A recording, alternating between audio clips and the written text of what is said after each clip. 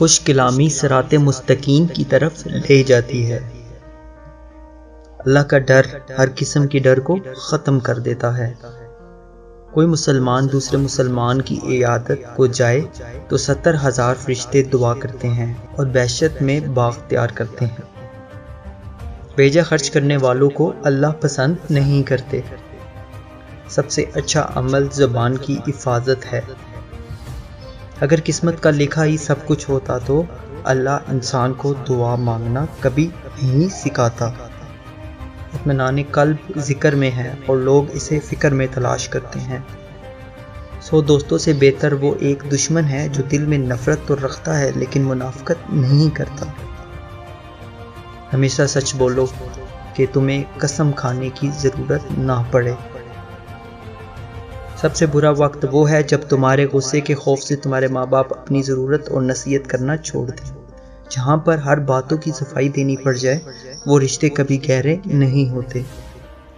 مجھے کیا حق ہے کسی کو مطلبی کہنے کا، میں تو خود اپنے رب کو یاد کرتا ہوں جب مصیبت میں ہوتا ہوں۔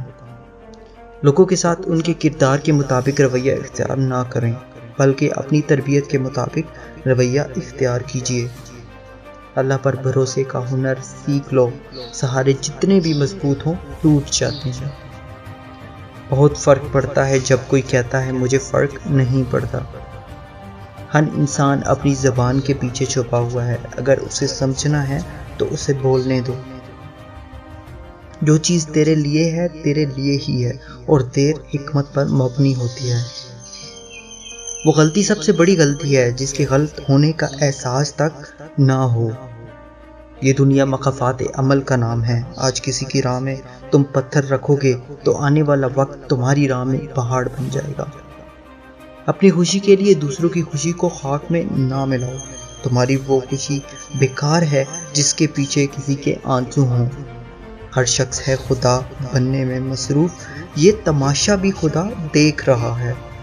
برا چاہنے والوں کو بتاؤ عزت اللہ کی ذات دیتی ہیں۔ Thanks for watching.